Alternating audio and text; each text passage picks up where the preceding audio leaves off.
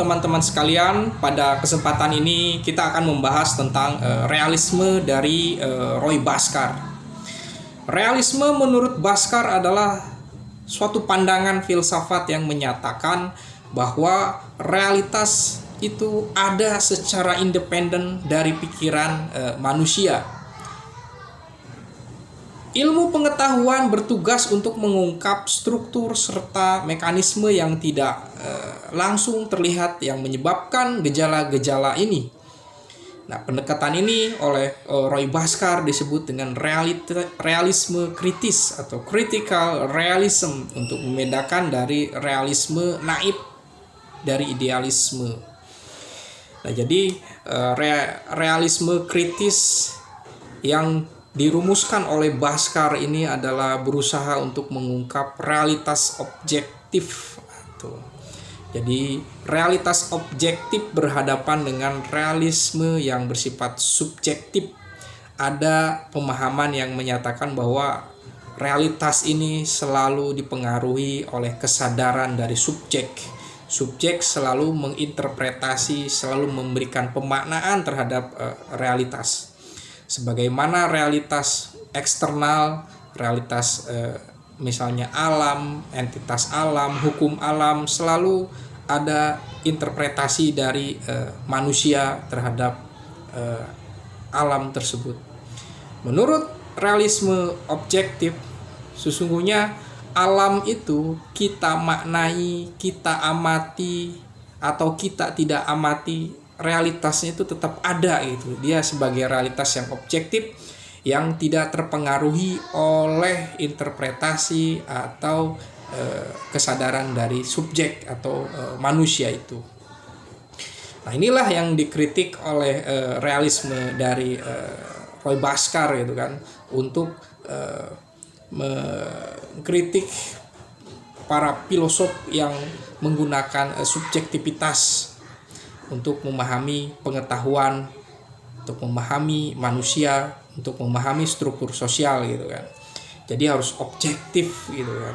Objektif itu tentu saja sesuatu yang masih ditafsirkan atau debatable, tetapi Roy Bhaskar berusaha untuk menempatkan kita harus menggunakan pendekatan yang saintifik lah gitu kan.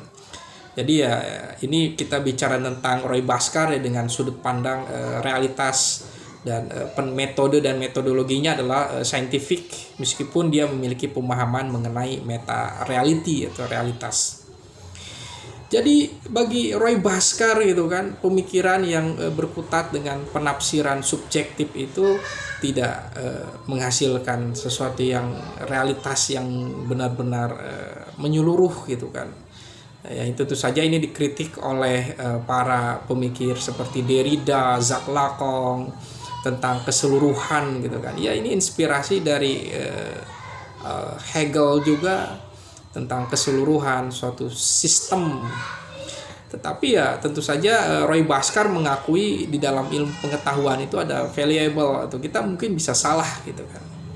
Nah, ini sesuatu yang harus terus disemangati gitu kan. Kita harus selalu mencari tahu tentang the ground state, sesuatu yang terdalam dari realitas. Ya, Roy Bhaskar hidup di Inggris, dia menggunakan wacana metode dari orang-orang Inggris yang terkenal dengan empirismenya dan logikanya gitu kan.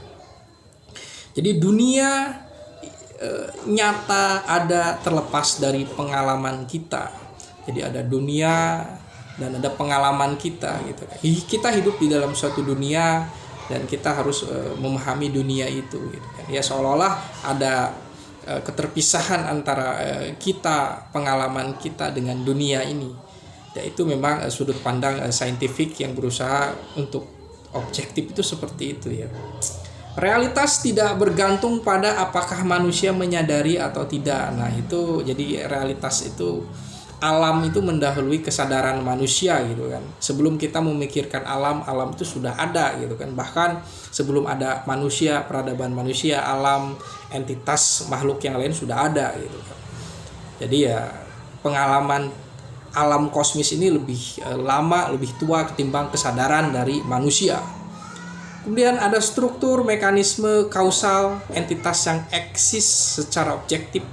bahkan jika tidak kita amati. Itu ada hukum gravitasi, struktur sosial, sistem patriarki, kemudian tentang mekanisme alam, ini memang sudah ada sebelum manusia memikirkannya gitu kan. Nah dari itu Bhaskar masih tetap menggunakan metodologi dari scientific atau filsafat ilmu atau sains ya. Dia membagi tentang stratifikasi realitas mengenai domain realitas, yaitu sesuatu yang adanya terjadi gitu, ada sebagaimana adanya. Itu domain realitas itu memang ada. Kemudian ada domain aktual, apa yang sedang terjadi.